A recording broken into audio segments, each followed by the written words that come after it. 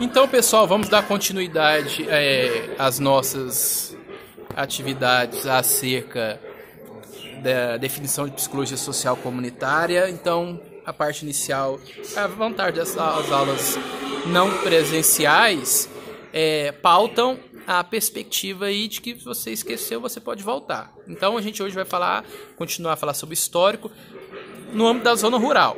Trabalhos que propõem ações com autonomia que levam à solução de problemas concretos, oriundos da contradição entre capital e trabalho. Então, na zona rural, a gente que vivencia isso, e até está nesse ambiente aqui agora, estou até de boné, porque gravando esses vídeos, eu passarinho passou um dia, fez arte aí na minha cabeça, então estou usando boné aqui, porque como o espaço é aberto, temos essa periculosidade.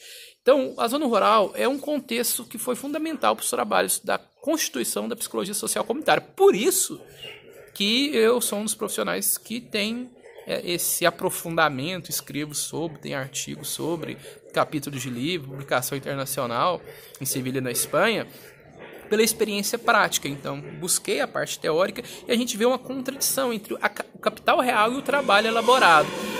Principalmente a gente detecta a psicologia social comunitária a ausência de horas extras. Então o cara mora lá na fazenda, ele vai trabalhar mais do que realmente recebe. Então por isso que quando existem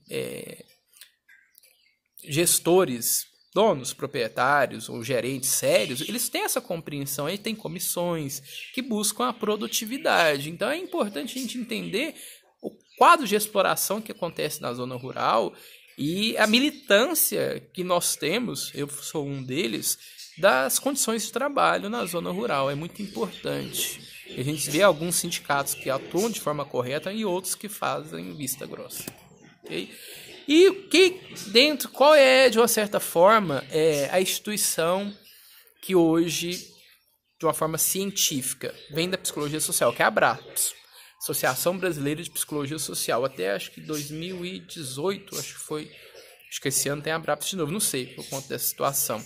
Eu, professora Cíntia, professor Danilo, a gente publicou trabalho lá no evento, a gente apresentou, eu fui com a Amanda, então a gente é uma acadêmica nossa aí que fez um trabalho, a gente encaminhou, então há uma realidade, a gente tem produções, a professora Cíntia, que também trabalha com essa parte social comunitária, que tem uma vertente, eu tenho outra, então isso é importante dentro dessa discussão, olhares distintos, isso que nós trabalhamos na psicologia social comunitária. Então, vocês olharem os slides, eu trouxe alguns precursores, autores que alguns a gente já viu, alguns outros a gente não vai aprofundar, temos vários, então tem uma tabela que o eixo é Rio de Janeiro, Minas e São Paulo, então é bom que vocês... A Silvia Lane é a referência, é o nome da psicologia social, a sua base da psicologia na ditadura militar, Bader Sawaia, a luta pela cidadania, frente à opressão, a Maria de Fátima Freitas, a modificação no âmbito da saúde, a sócio histórico, Pedrinho Guareche, relações de dominação e relações comunitárias que a gente já viu, a Jaciara Nassucci, que fala sobre a visão psicossocial, mais aprofundada aí na psicologia do desenvolvimento, Naomi Vasconcelos, que fala sobre habitação, muito forte no Rio de Janeiro, fala sobre a qualidade das ocupações, os espaços, principalmente a pandemia que a gente está vendo aí, nesses espaços de comunidades, que são as favelas, que é uma demanda, essa visão de favela que existe ainda. Regina Helena Campos, que é organizadora da obra principal que a gente está utilizando, relações entre comunidade, cultura e consciência, os problemas de conscientização, pessoal. O problema maior que a psicologia social comunitária hoje vivencia é essa conscientização, esse olhar. Compreender o que é comunidade, cultura e consciência. Sua consciência, a cultura que você tem inserido e as pessoas que estão à sua volta como um processo comunitário. Então é difícil hoje essa discussão. Por que a Regina Helena Campos é a organizadora da obra? Porque ela faz essa discussão, ela tenta, porque às vezes fica muito solta a psicologia social comunitária, ela vê uma necessidade, ela traz essa discussão, essa ótica reflexiva. Então, o que é a atuação do psicólogo? O que se visa o psicólogo social comunitário? Vamos lá no slide. Atender a necessidade da população com objetivos definidos a priori, sem a participação da população, ou a posteriori, com a participação da população. Trabalhar com determinada população em seu cotidiano.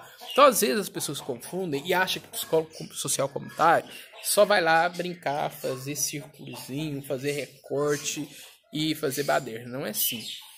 Quando a gente tem uma comunidade, nós, antes de irmos até ela, a gente vai estudar a mesma, fazer essa análise de comunidades similares, quais são as respostas de projetos já desenvolvidos, entender a historicidade daquele espaço.